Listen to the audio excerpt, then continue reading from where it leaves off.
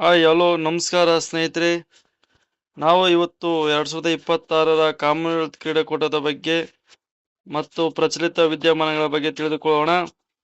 ಅತಿಥಿಯ ಸ್ಥಳ ಬಂದ್ಬಿಟ್ಟು 2026ರ ಕಾಮನ್ವೆಲ್ತ್ ಅತಿಥ್ಯ ಸ್ಥಳ ಬಂದ್ಬಿಟ್ಟು ಗ್ಲಾಸ್ಗೋ, ಸ್ಕಾಟ್ಲೆಂಡ್ ದೇಶದಲ್ಲಿ ನಡೆದಿದೆ. ಜುಲೈ 23ರಿಂದ ಆಗಸ್ಟ್ 2ರಿಂದ 2026ರವರೆಗೆ ನಡೆಯಿತು ಸ್ನೇಹಿತರೆ.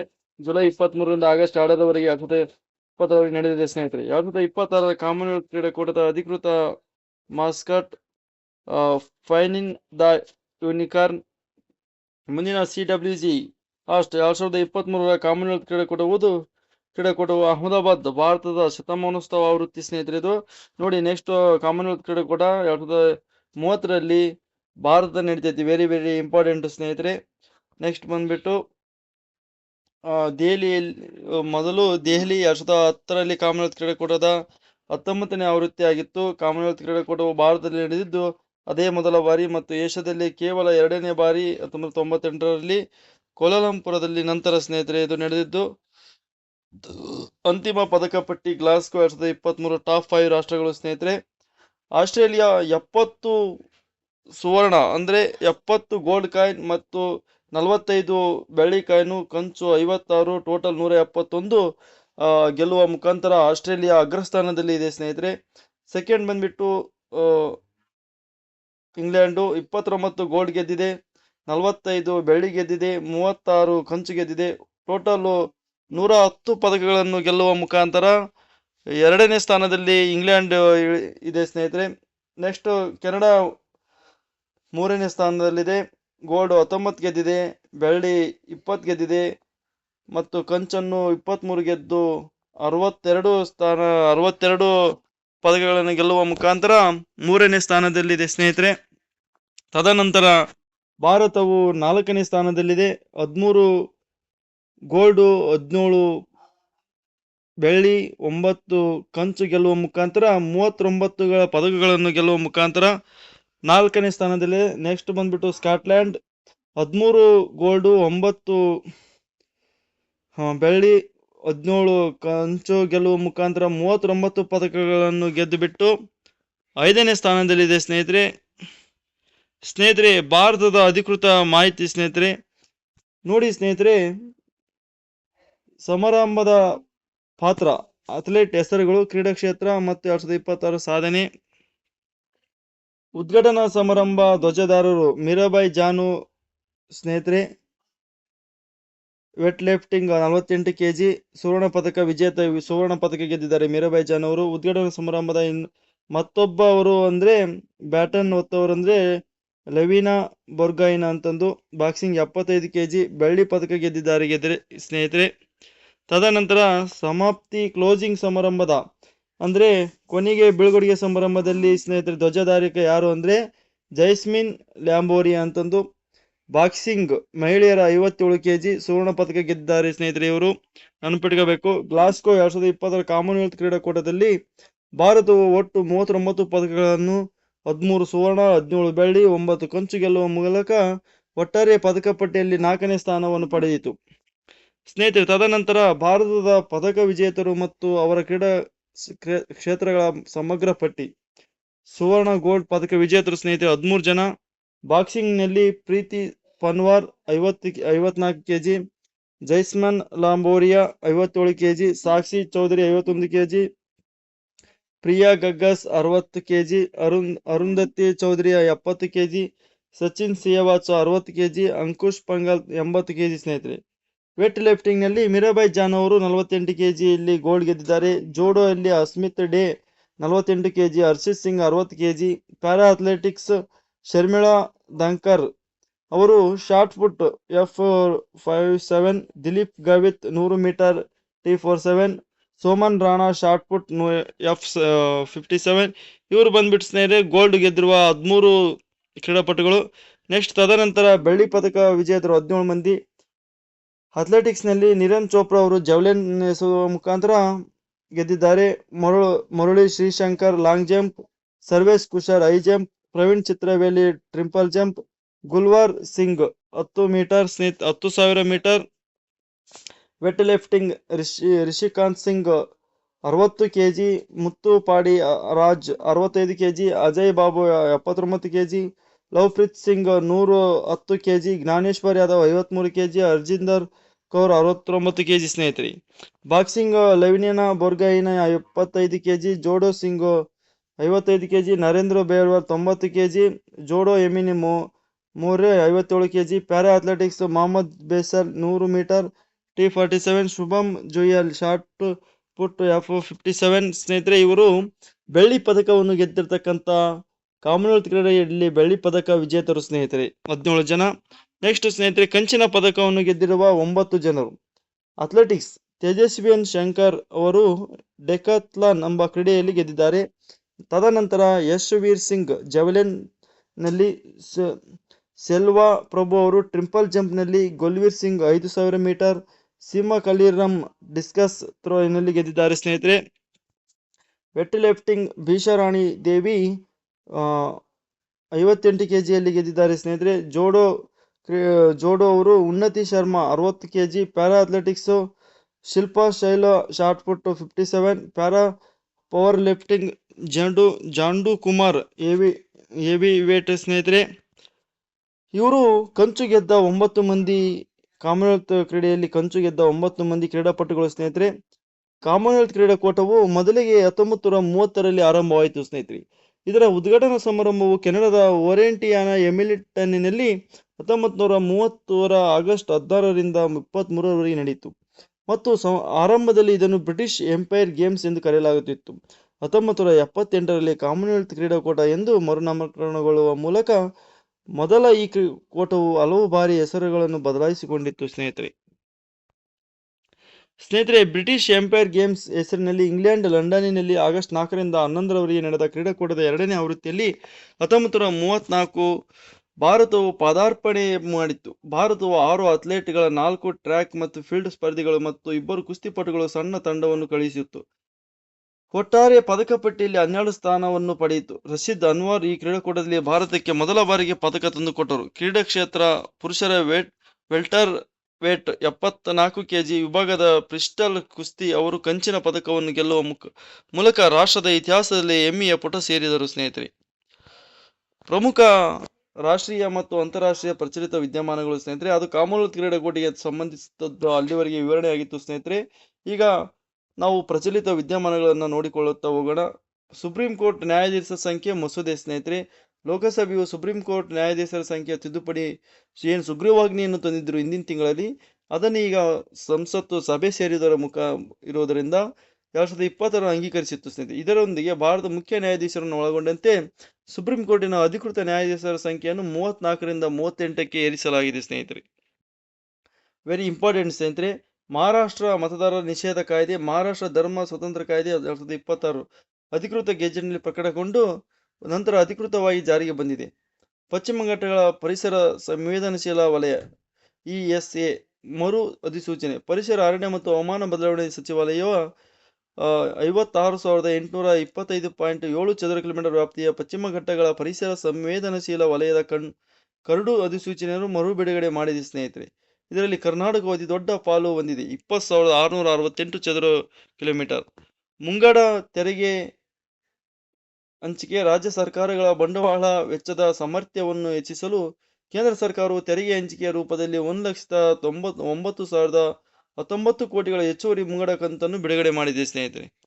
ಪ್ರಧಾನಮಂತ್ರಿ ಸೂರ್ಯ ಸರೋವರ ಯೋಜನೆ PMSSY ಅಸ್ತಿತ್ವದಲ್ಲಿರುವ ಜಲಾಶಯಗಳ ಮೇಲೆ ಇಂಧನ ಶೇಖರಣಾ ವ್ಯವಸ್ಥೆಗಳೊಂದಿಗೆ 5,000 ಮೆಗಾವ್ಯಾಟ್ ಸಾಮರ್ಥ್ಯದ ತೇಲುವ ಸೋಲಾರ್ ಫೋಟೋವೋಲ್ಟೈಕ್ FSPV ಯೋಜನೆಗಳನ್ನು ಸ್ಥಾಪಿಸಲು ಕೇಂದ್ರ ಸಂಪುಟವು 5,070 ಕೋಟಿ ವೆಚ್ಚದ PMSSY ಯೋಜನೆಗೆ ಅನುಮೋದನೆ ನೀಡಿದೆ ಸ್ನೇಹಿತರೆ. ಸಕ್ಕರೆ ದಾಸ್ತಾನು ಮಿತಿಗಳು. ಅಗತ್ಯ ವಸ್ತುಗಳ ಕಾಯ್ದೆಯಡಿಯಲ್ಲಿ ಸರ್ಕಾರವು ರಾಷ್ಟ್ರವ್ಯಾಪಿ ಸಕ್ಕರೆ ದಾಸ್ತಾನು ಮಿತಿಗಳನ್ನು ವಿಧಿಸಿದೆ. ವ್ಯಾಪಾರಿಗಳಿಗೆ 4,000 ಕ್ವಿಂಟಲ್ ಮಿತಿಯನ್ನು ನಿಗದಿಪಡಿಸಲಾಗಿದೆ. ಇದು ಆಗಸ್ಟ್ 1ರಿಂದ ನವೆಂಬರ್ 30, 2026ರವರೆಗೆ ಜಾರಿಯಲ್ಲಿರುತ್ತದೆ. ಗಡಿ ರೈಲ್ವೆ ಮೂಲಭೂತ ಸೌಕರ್ಯ. ಚೀನಾ, ಪಾಕಿಸ್ತಾನ ಮತ್ತು ಬಾಂಗ್ಲಾದೇಶಗಳ ಗಡಿಗಳ ಉದ್ದಕ್ಕೂ ಹಳಿಗಳ ವೇದಿಕೆಗಳು ಮತ್ತು ಸಂಪರ್ಕವನ್ನು ವಿಸ್ತರಿಸಲು ಭಾರತವು 45,000 ಕೋಟಿ ಮೌಲ್ಯದ ಬೃಹತ್ ರೈಲ್ವೆ ನವೀಕರಣ ಯೋಜನೆಯನ್ನು ಘೋಷಿಸಿದೆ. ನೌಕಾಪಡೆಯ ಮೈಲುಗಲ್ಲುಗಳು. ಟಿಟಿಕಾಡಾ ರೈಲು ಸಿಸ್ಟಂನಲ್ಲಿ ನಿರ್ಮಿಸಲಾದ ಡೈವಿಂಗ್ ಸಪೋರ್ಟ್ ಕ್ರಾಫ್ಟ್ ಯೋಜನೆಯ 5ನೇ ಮತ್ತು ಅಂತಿಮ ನೌಕೆಯಾದ DSCA-24 ಅನ್ನು ಭಾರತೀಯ ನೌಕಾಪಡೆಯು ಲೋಕಾರ್ಪಣೆಗೊಳಿಸಿತು. ಇದರ ಜೊತೆಗೆ CSLನಿಂದ 7ನೇ ಜಲಾಂತರ್ಗಾಮಿ ನಿಗ್ರಹ ಯುದ್ಧ ನೌಕೆ ಆಳ ಸಮುದ್ರ ನೌಕೆ SWC ಮಚಿಲಿಪಟ್ಟಣಂ BY 529 ಅನ್ನು ಸಹ ಲೋಕಾರ್ಪಣೆ ಮಾಡಲಾಯಿತು. ಬಂಗಾಳ ಹುಡುಕಾಟ inter university centre for astronomy and astrophysics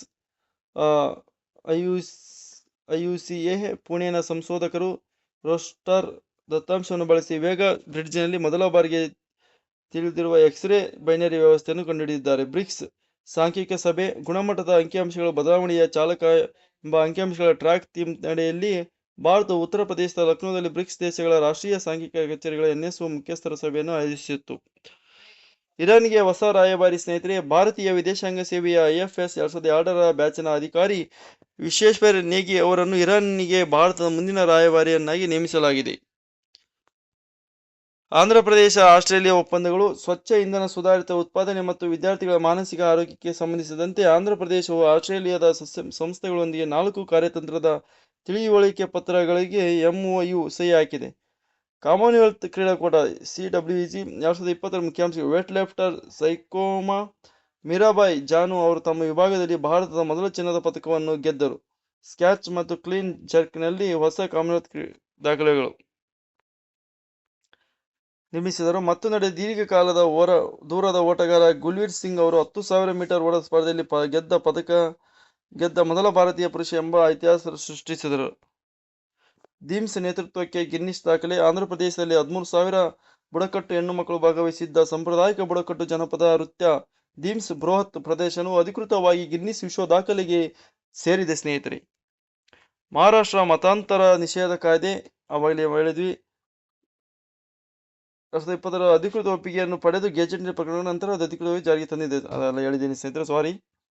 ಜನಗಣತಿ 2026 ಹಂತ. ವಿವಿಧ ಹಂತಗಳಲ್ಲಿ ಜಾರಿಗೆ ಬರುತ್ತಿರುವ ಭಾರತದ 16ನೇ ಜನಗಣತಿಯ ಭಾಗವಾಗಿ ಪಶ್ಚಿಮ ಬಂಗಾಳವು ಡಿಜಿಟಲ್ ಸೆಲ್ಫ್ ಎನ್ಯುಮರೇಷನ್ ಪ್ರಕ್ರಿಯೆಯನ್ನು ಪ್ರಾರಂಭಿಸಿದೆ. ರಾಜಸ್ಥಾನ ಅಭಿವೃದ್ಧಿ ಯೋಜನೆ. ಮುಖ್ಯಮಂತ್ರಿ ಭಜನ್ ಲಾಲ್ ಶರ್ಮಾ ಅವರು ರಾಜಸಮಂದ್ ಜಿಲ್ಲೆಯಲ್ಲಿ 491 ಕೋಟಿಗೂ ಅಧಿಕ ಮೌಲ್ಯದ 347 ಅಭಿವೃದ್ಧಿ ಯೋಜನೆಗಳಿಗೆ ಚಾಲನೆ ನೀಡಿದರು ಮತ್ತು ಶಂಕುಸ್ಥಾಪನೆ ನೆರವೇರಿಸಿದರು. ಸ್ನೇಹಿತರೆ, IRDAI ಮಾಲೀಕತ್ವದ ನಿಯಮಗಳು.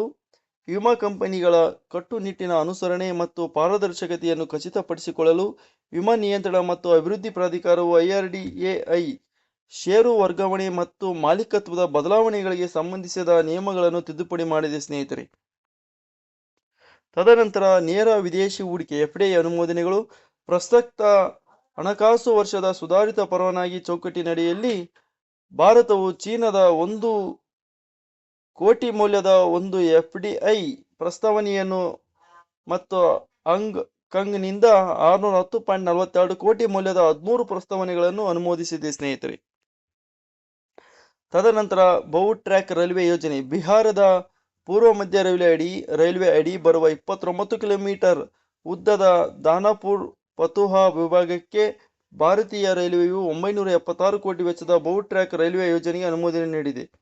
ಆಂಧ್ರಪ್ರದೇಶ ಆಸ್ಟ್ರೇಲಿಯಾ ಸ್ವಚ್ಛ ಇಂಧನ ಒಪ್ಪಂದಗಳು. ಅಮರಾವತಿಯಲ್ಲಿ ಆಂಧ್ರಪ್ರದೇಶವು ಆಸ್ಟ್ರೇಲಿಯಾದೊಂದಿಗೆ ಸ್ವಚ್ಛ ಇಂಧನ ಸುಧಾರಿತ ಉತ್ಪಾದನೆಯನ್ನು ಮಾಡಿಕೊಂಡಿದೆ. ಉತ್ಪಾದನೆ, ವಿದ್ಯಾರ್ಥಿಗಳ ಮಾನಸಿಕ ಆರೋಗ್ಯ ಮತ್ತು ಅಂತರ್ಗತ ಶಿಕ್ಷಣದ ಕುರಿತು ಸಹಕಾರಕ್ಕಾಗಿ 4 MOUಗಳಿಗೆ ಸಹಿ ಹಾಕಿದೆ. ಸ್ನೇಹಿತರೆ, ಖೇಲೋ ಇಂಡಿಯಾ ಯೋಜನೆ ವಿಸ್ತರಣೆ. ಕೇಂದ್ರ ಸಚಿವ ಸಂಪುಟವು 36,441 ಕೋಟಿ ವೆಚ್ಚದಲ್ಲಿ ವಿಸ್ತೃತ ಖೇಲೋ ಇಂಡಿಯಾ ಯೋಜನೆಗೆ ಅನುಮೋದನೆ ನೀಡಿದ್ದು, ಇದರಡಿ Khelo India feeder schools KIFS ಮತ್ತು ಖೇಲೋ ಇಂಡಿಯಾ ಉತ್ಕೃಷ್ಟ ವಿಶ್ವವಿದ್ಯಾಲಯಗಳು KIUV ಪರಿಚಯಿಸಲಾಗಿದೆ. ಸ್ನೇಹಿತರೆ, ಸಮಗ್ರ ಮಂಥನ ಯೋಜನೆ. ಕಡಲಾಚೆಯ ತೈಲ ಮತ್ತು ಅನಿಲ ಶೋಧನೆಯನ್ನು ಆಕ್ರಮಣಕಾರಿಯಾಗಿ ಹೆಚ್ಚಿಸಲು 84,084 ಕೋಟಿ ವೆಚ್ಚದ ಸಮುದ್ರ ಮಂಥನ ಯೋಜನೆಗೆ ಅನುಮೋದನೆ ನೀಡಿದೆ. ಸ್ನೇಹಿತರೆ, ಸೆಂಟ್ರಲ್ ಗೌರ್ಮೆಂಟ್. PM ಸೂರ್ಯಘರ್ ಯೋಜನೆ. ಸ್ನೇಹಿತರೆ, ತೇಲುವ ಸೋಲಾರ್ ವಿದ್ಯುತ್ ಯೋಜನೆಗಳನ್ನು ಗುರಿಯಾಗಿಟ್ಟುಕೊಂಡು PM ಸೂರ್ಯಘರ ಮುಫ್ಟ್ ಬಿಜ್ಲಿ ಯೋಜನೆ PMSSY ಘಟಕಗಳಿಗೆ 5,070 ಕೋಟಿ ಅನುಮೋದಿಸಲಾಗಿದೆ. ಸ್ನೇಹಿತರೆ, ಇನ್ನು ಮಗಲಿನಿಕ್ ಬ್ರಿಡ್ಜ್ನಲ್ಲಿ ಮೊದಲ ಎಕ್ಸ್ರೇ ಬೈನರಿ ವ್ಯವಸ್ಥೆ. ಸ್ನೇಹಿತರೆ, the inter university centre for astronomy and astrophysics IUCA Pune ಸಂಶೋಧಕರು ರೋಸಿಠಾ ದತ್ತಾಂಶವನ್ನು ಬಳಸಿ ಮೆಗಲಿನ್ಕಾ ಬ್ರಿಡ್ಜ್ನಲ್ಲಿ ಮೊದಲ ಬಾರಿಗೆ ಎಕ್ಸ್ ರೈ ಬೈನರಿ ವ್ಯವಸ್ಥೆಯನ್ನು ಕಂಡುಹಿಡಿದಿದ್ದಾರೆ ಸ್ನೇಹಿತರೆ. ಹಿಮಾಚಲ ಪ್ರದೇಶದಲ್ಲಿ ಹಿಮಾಚಲತೆ ಪತ್ತೆ. ವನ್ಯಜೀವಿ ಸಂರಕ್ಷಣೆಯ ಮಹತ್ವದ ಮೈಲಿಗಲ್ಲಾಗಿ ಹಿಮಾಚಲ ಪ್ರದೇಶದ ಕಾಂಗ್ರಾ ಜಿಲ್ಲೆಯಲ್ಲಿರುವ ದೌಲಧಾರ್ ವನ್ಯಜೀವಿ ಅಭಯಾರಣ್ಯದಲ್ಲಿ ಮೊದಲ ಬಾರಿಗೆ ಹಿಮಚಿರತೆಯನ್ನು ಕ್ಯಾಮರಾದಲ್ಲಿ ಸೆರೆ ಇಡಲಾಗಿದೆ ಸ್ನೇಹಿತರೆ. ನೌಕಾಪಡೆಯ ನೌಕೆ ಲೋಕಾರ್ಪಣೆ. ಪಶ್ಚಿಮ ಬಂಗಾಳದ ಕೋಲ್ಕತ್ತಾದಲ್ಲಿರುವ ಟಿಟಿಗಾಡ ರೈಲ್ ಸಿಸ್ಟಮ್ ಲಿಮಿಟೆಡ್ ನಿರ್ಮಿಸಿರುವ ಡೈವಿಂಗ್ ಸಪೋರ್ಟ್ ಕ್ರಾಫ್ಟ್ DSC ಯೋಜನೆಯ 5ನೇ ಮತ್ತು ಅಂತಿಮ ನೌಕೆಯಾದ DSC-A-24 ಅನ್ನು ಭಾರತೀಯ ನೌಕಾಪಡೆಯು ಲೋಕಾರ್ಪಣೆಗೊಳಿಸಿದೆ. ಲೋಕಮಾನ್ಯ ತಿಲಕ್ ರಾಷ್ಟ್ರೀಯ ಪ್ರಶಸ್ತಿ 2026.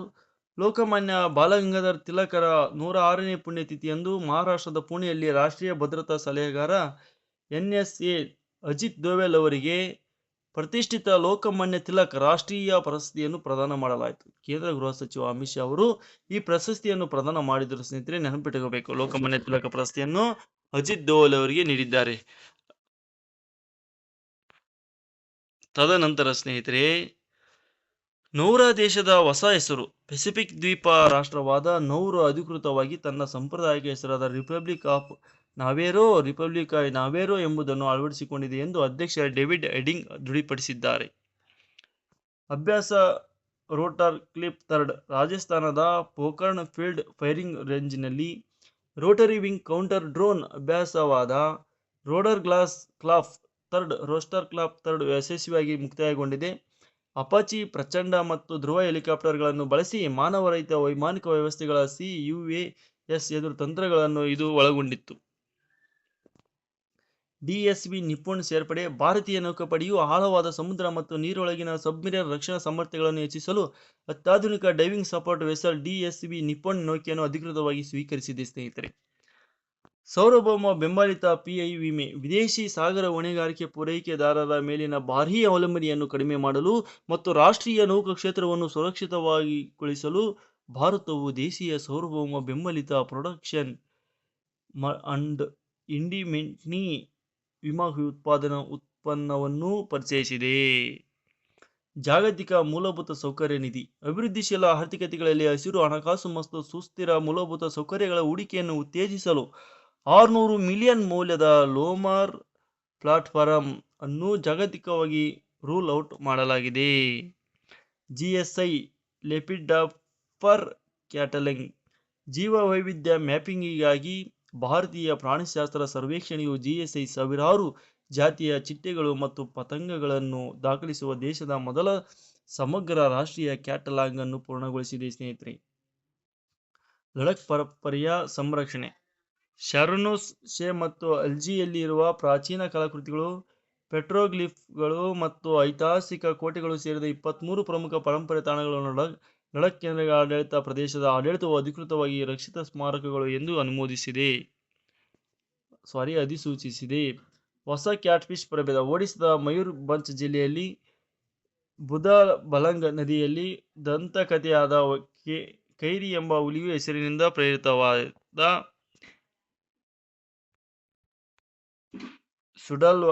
ಸುಡಲಗುವಿಯ ಕೈರಿ ಎಂಬ ಹೊಸ ಸಿಹಿನೀರಿನ ಕ್ಯಾಟ್ಫಿಶ್ ಪ್ರಭೇದವನ್ನು ಕಂಡುಹಿಡಿಯಲಾಗಿದೆ.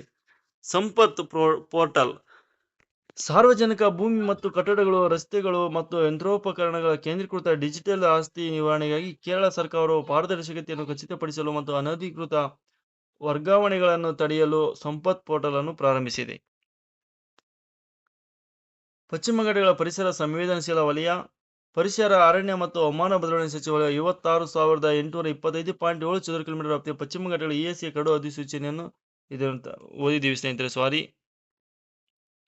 ಈ ಉಪಹಾರ ಪೋರ್ಟಲ್ ಭಾರತ ರಾಷ್ಟ್ರಪತಿಗಳು ಸ್ವೀಕರಿಸಿದ ಸುಮಾರು 300 ಆಯ್ದ ಉಡುಗೊರೆಗಳು ಮತ್ತು ಸ್ಮರಣಿಕೆಗಳ ಪಾರದರ್ಶಕ ಸಾರ್ವಜನಿಕ ಹರಾಜಿಗಾಗಿ ಈ ಉಪಹಾರ ಪೋರ್ಟಲಿನ 3ನೇ ಆವೃತ್ತಿಯನ್ನು ಪ್ರಾರಂಭಿಸಲಾಗಿದೆ. ಇದರ ಮೂಲಕ ಬರುವ ಆದಾಯವನ್ನು ಸಮಾಜ ಕಲ್ಯಾಣಕ್ಕೆ ಬಳಸಲಾಗುತ್ತದೆ ಸ್ನೇಹಿತರೆ.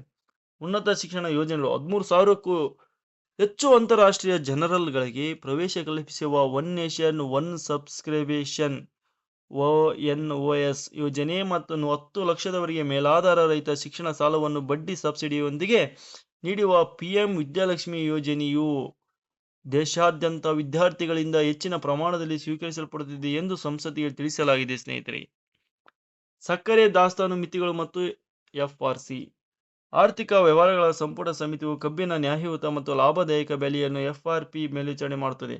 ಇದರೊಂದಿಗೆ ಆಗಸ್ಟ್ 1ರಿಂದ ನವೆಂಬರ್ 30, 2026 ಅಗತ್ಯ ವಸ್ತುಗಳ ಕಾಯ್ದೆಯಡಿಯಲ್ಲಿ ರಾಷ್ಟ್ರವ್ಯಾಪಿ ಸಕ್ಕರೆ ದಾಸ್ತಾನು ಮಿತಿಗಳನ್ನು ಮೀಸಲಾಗಿದ್ದು, ವ್ಯಾಪಾರಿಗಳಿಗೆ 4,000 ಕ್ವಿಂಟಲ್ ಮಿತಿಯನ್ನು ನಿಗದಿಪಡಿಸಲಾಗಿದೆ.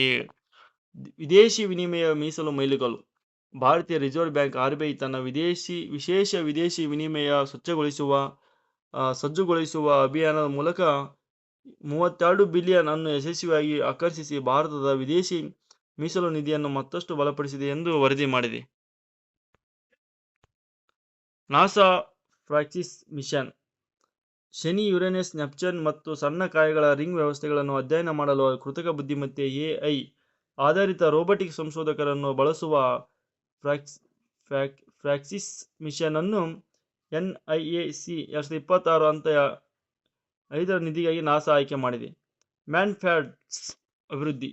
ಕಡಿಮೆ ಹಾರಾಟ ನಡೆಸುವ ವಿಮಾನಗಳು ಮತ್ತು ಡ್ರೋನ್ಗಳನ್ನು ಎದುರಿಸಲು ಇನ್ಫ್ರಾರೆಡ್ ವೇವಿಂಗ್ ಮೂಲಕ ಕಾರ್ಯನಿರ್ವಹಿಸುವ ಚೀನಾದ QW ಮತ್ತು FN-16 ಶೋಲ್ಡರ್ ಫೈಟ್ ಕಾರ್ಯಕ್ರಮದ ನವೀಕರಣವನ್ನು ಬಳಸಲಾಗಿದೆ.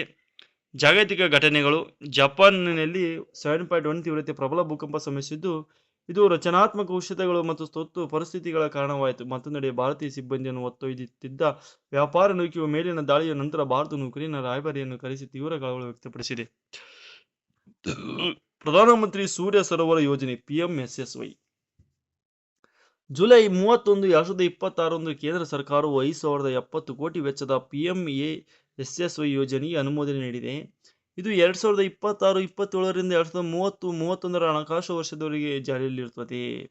ಉದ್ದೇಶ: ಅಸ್ತಿತ್ವದಲ್ಲಿರುವ ಜಲಾಶಯಗಳು ಮತ್ತು ಕೈಗಾರಿಕಾ ಜಲಮೂಲಗಳನ್ನು ಬಳಸಿಕೊಂಡು ಕನಿಷ್ಠ 2 ಗಂಟೆಗಳ ಸಾಮರ್ಥ್ಯದ 10,000 MWH ಇಂಧನ ಶೇಖರಣಾ ವ್ಯವಸ್ಥೆಗಳೊಂದಿಗೆ ESS ಸಂಯೋಜಿಸಲ್ಪಟ್ಟು 5,000 ಮೆಗಾವ್ಯಾಟ್ ಸಾಮರ್ಥ್ಯದ ತೇಲುವ ಸೋಲಾರ್ ಫೋಟೋವೋಲ್ಟಿಕ್ ಯೋಜನೆಗಳನ್ನು ಬೆಂಬಲಿಸುವುದು. ಎಥೆನಾಲ್ ಮಿಶ್ರಿತ ಪೆಟ್ರೋಲ್ ABP ಮೇಲಿನ ಸ್ಪಷ್ಟನೆಗಳು. ಸ್ನೇಹಿತರೆ, ಜುಲೈ 30, 2026 ಪೆಟ್ರೋಲಿಯಂ ಮತ್ತು ನೈಸರ್ಗಿಕ ಅನಿಲ ಸಚಿವಾಲಯವು EBP ಕಾರ್ಯಕ್ರಮದ ಬಗ್ಗೆ ಇದ್ದ ತಪ್ಪು ಕಲ್ಪನೆಗಳನ್ನು ನಿವಾರಿಸಲು ಸಮಗ್ರ ಪ್ರಕಟಣೆಯನ್ನು ಬಿಡುಗಡೆ ಮಾಡಿದೆ. ಪ್ರಮುಖ ವಾಹನ ತಯಾರಿಕಾ ಸಂಸ್ಥೆಗಳ Maruti Suzuki, Toyota, hero MotoCorp ಇತ್ಯಾದಿ ತಾಂತ್ರಿಕ ದತ್ತಾಂಶಗಳ ಆಧಾರದ ಮೇಲೆ ಭಾರತದಲ್ಲಿ 20 ಕೋಟಿಗೂ ಅಧಿಕ ದ್ವಿಚಕ್ರ ವಾಹನಗಳು ಮತ್ತು 3 ಕೋಟಿ ಪೆಟ್ರೋಲ್ ಕಾರುಗಳು ಯಾವುದೇ ವ್ಯಾಪಕವಾದ ಇಂಜಿನ್ ಹಾನಿ ಅಥವಾ ತುಕ್ಕು ಹಿಡಿಯುವ ಸಮಸ್ಯೆಗಳಲ್ಲದೆ ಯಶಸ್ವಿಯಾಗಿ ಕಾರ್ಯನಿರ್ವಹಿಸುತ್ತಿವೆ ಎಂದು ಸರ್ಕಾರವು ಸ್ಪಷ್ಟಪಡಿಸಿದೆ. ಕೂಸಿಮೆಚ್ಚೆ ಅಂತಾರಾಜ್ಯ ನದಿ ಜೋಡಣೆ ಯೋಜನೆ. ಬಿಹಾರಕ್ಕೆ ಕೇಂದ್ರ ಸರ್ಕಾರದ ನೆರವಿನೊಂದಿಗೆ ಪ್ರಧಾನಮಂತ್ರಿ ಕೃಷಿ ಸಿಂಚಾಯಿ ಯೋಜನೆ, ವೇಗತ್ವ ನೀರಾವರಿ ಲಾಭ ಯೋಜನೆ PMKSY AIBP ಅಡಿಯಲ್ಲಿ ಈ ಯೋಜನೆಯನ್ನು ಅಧಿಕೃತವಾಗಿ ಸೇರಿಸಲಾಗಿದೆ. ಪ್ರಾದೇಶಿಕ ನೀರಾವರಿಯನ್ನು ಹೆಚ್ಚಿಸಲು ಕೋಸಿ ಜಲಾನಯನ ಪ್ರದೇಶದಿಂದ ಹೆಚ್ಚುವರಿ ಮಳೆ ನೀರನ್ನು ಮೇಚಿ ಜಲಾನಯನ ಪ್ರದೇಶಕ್ಕೆ ತಿರುಗಿಸುವುದು ಇದರ ಮುಖ್ಯ ಉದ್ದೇಶವಾಗಿದೆ. ಫ್ಲೋಕ್ವಾಡ್ ವರ್ಜೀನಿಯಾ. ತಂಬಾಕು ವಿಮರ್ಶೆ ವಾಣಿಜ್ಯ ಸಚಿವಾಲಯವು ಆಂಧ್ರಪ್ರದೇಶ ಮತ್ತು ಕರ್ನಾಟಕದಲ್ಲಿ ಬೆಳೆಯಲಾಗುವ FECB ತಂಬಾಕಿನ ಮಾರುಕಟ್ಟೆ ಪ್ರವೃತ್ತಿಗಳು, ಬೆಳೆ ನಿಯಂತ್ರಣ ಮತ್ತು ಹರಾಜು ಪ್ರಕ್ರಿಯೆಯ ಉನ್ನತ ಮಟ್ಟದ ವಿಮರ್ಶೆಯನ್ನು ನಡೆಸಿದೆ. ವಿಶ್ವ ಹೆಪಟೈಟಿಸ್ ದಿನ ಮತ್ತು NVHCP ಮೈಲಿಗಲ್ಲುಗಳು. ಜುಲೈ 28, 2026 ಆಚರಿಸಲಾದ ವಿಶ್ವ ಹೆಪಟೈಟಿಸ್ ದಿನದ ಸಂದರ್ಭದಲ್ಲಿ ಭಾರತದ ರಾಷ್ಟ್ರೀಯ ವೈರಲ್ ಹೆಪಟೈಟಿಸ್ ನಿಯಂತ್ರಣ ಕಾರ್ಯಕ್ರಮದ NVHCP ಕುರಿತು PIB ಪ್ರಕಟಣೆಗಳನ್ನು ಬಿಡುಗಡೆ ಮಾಡಲಾಯಿತು. ಉಚಿತ ರೋಗನಿರ್ಣಯ ತಪಾಸಣೆ, ತಾಯಿಯಿಂದ ಮಗುವಿಗೆ ಸೋಂಕು ಹರಡುವುದನ್ನು ತಡೆಯುವ ಸುರಕ್ಷಿತ ಕ್ರಮಗಳು, ಹೆಪಟೈಟಿಸ್ Cಗೆ ಚಿಕಿತ್ಸೆ ನೀಡುವ ಅಭಿಯಾನದ ಆಂಟಿವೈರಸ್ D ಔಷಧಿಗಳ ದೇಶಾದ್ಯಂತ ಬಳಕೆಯನ್ನು ಒತ್ತಿ ಹೇಳಿದೆ. 2026 ಜುಲೈ 28 ಹೆಪಟೈಟಿಸ್ ದಿನದ ಜಾಗತಿಕ theme hepatitis let break in down ಎಂದಾಗಿದೆ. ಮ್ಯೂಸಿಯಂ ಗ್ರಾಂಟ್ ಸ್ಕೀಮ್ ನವೀಕರಣಗಳು. ಪ್ರಾದೇಶಿಕ ಮತ್ತು ರಾಷ್ಟ್ರೀಯ ವಸ್ತು ಸಂಗ್ರಹಾಲಯಗಳ ಆಧುನೀಕರಣ, ಡಿಜಿಟಲೀಕರಣ ಮತ್ತು ಆಧುನಿಕ ನಿರ್ಮಾಣಕ್ಕಾಗಿ ಮ್ಯೂಸಿಯಂ ಗ್ರಾಂಟ್ ಸ್ಕೀಮ್ ಅಡಿಯಲ್ಲಿ ನೀಡಲಾಗುವ ಹಣಕಾಸಿನ ನೆರವಿನ ಕಾರ್ಯವಿಧಾನ ಕುರಿತು ಸಂಸತ್ತಿಗೆ ಮಾಹಿತಿ ನೀಡಲಾಗಿದೆ. ನಕ್ಸಲ್ ವಿರೋಧಿ ಕಾರ್ಯಾಚರಣೆ. ನಯಾ ದಿಶ ನಯಾ ಫಾಲ್ ಭದ್ರತೆ ಮತ್ತು ಪುನರ್ವಸತಿ ಇಂಡೇಟಿವ್ಸ್ ಅಡಿಯಲ್ಲಿ ಕೊಲ್ವಾನ್ ಮತ್ತು ಲೆತೆಜರ್ ಪ್ರದೇಶಗಳ 16 ಸಕ್ರಿಯ ಮಾವೋವಾದಿಗಳು ಜುಲೈ 28, 2026 ರಾಂಚಿಯಲ್ಲಿ ಶರಣಾಗಿದ್ದಾರೆ ಎಂದು ಗೃಹ ಸಚಿವಾಲಯ ತಿಳಿಸಿದೆ. ಸ್ನೇಹಿತರೆ, ಓಕೆ ಸ್ನೇಹಿತರೆ, ಮುಂಗಡ ತೆರಿಗೆ ಹಂಚಿಕೆ ಬಿಡುಗಡೆ ಆಗಸ್ಟ್ 10ರಿಂದ ನಿಗದಿತ. ಮಾಸಿಕ ವರ್ಗಾವಣೆಯ ಜೊತೆಗೆ ರಾಜ್ಯ ಸರ್ಕಾರಗಳ ಬಂಡವಾಳ ವೆಚ್ಚದ ಸಾಮರ್ಥ್ಯವನ್ನು ಬಲಪಡಿಸಲು ಕೇಂದ್ರ ಸರ್ಕಾರವು ಸಚಿವಾಲಯ ಆಗಸ್ಟ್ 1, 2026ರಂದು ಹೆಚ್ಚುವರಿ 1,009.19 ಕೋಟಿಗಳ ಮುಂಗಡ ತೆರಿಗೆ ಹಂಚಿಕೆಗೆ ಬಿಡುಗಡೆ ಮಾಡಿದೆ. ಪ್ರಮುಖ ಹಂಚಿಕೆಗಳು ಉತ್ತರ ಪ್ರದೇಶವು ಅತಿ ಹೆಚ್ಚು ಪಾಲು ಪಡೆದಿದೆ. 19,000 ನಂತರ ಸ್ಥಾನಗಳಲ್ಲಿ ಬಿಹಾರ 10,895, ಮಧ್ಯಪ್ರದೇಶ 8,010 ಕೋಟಿ. ಲಡಖ್ ಪರಂಪರೆಯ ಸಂರಕ್ಷಣೆ ಅಧಿಸೂಚನೆಗಳು ಅವಾಗಲೇ ಓದಿದ್ದೀವಿ ಸ್ನೇಹಿತರೆ ಇದನ್ನ. ಓಕೆ ಸ್ನೇಹಿತರೆ, ಇದಾಗಿತ್ತು ಈ ದಿನದ ಪ್ರಚಲಿತ ಘಟನೆಗಳು ಮತ್ತು ಕಾಮನ್ವೆಲ್ತ್ ಕ್ರೀಡಾಕೂಟದ ಬಗ್ಗೆ ವಿವರಣೆಯಾಗಿತ್ತು. ಸ್ನೇಹಿತರೆ, ದಯವಿಟ್ಟು ವಿಡಿಯೋವನ್ನು ಶೇರ್ ಮಾಡಿ ಮತ್ತು ಸಬ್ಸ್ಕ್ರೈಬ್ ಆಗಿ ಚಾನಲನ್ನು. ಸ್ಪರ್ಧಾತ್ಮಕ ಪರೀಕ್ಷೆಗಳಿಗೆ ಓದ್ತಕ್ಕಂಥ ಸ್ಪರ್ಧಾರ್ಥಿಗಳಿಗೆ ವಿಡಿಯೋವನ್ನು ಶೇರ್ ಮಾಡಿ, ಆದಷ್ಟು ಹೆಲ್ಪ್ ಆಗುತ್ತೆ ಅಂತ ಅಂದ್ಕೊಂಡಿದ್ದೀನಿ. ಓಕೆ, ಥ್ಯಾಂಕ್ ಯು ಸ್ನೇಹಿತರೆ, ತುಂಬ ಹೃದಯ ಧನ್ಯವಾದಗಳು. ದಯವಿಟ್ಟು ಚಾನಲನ್ನು ಶೇರ್ ಮಾಡಿ.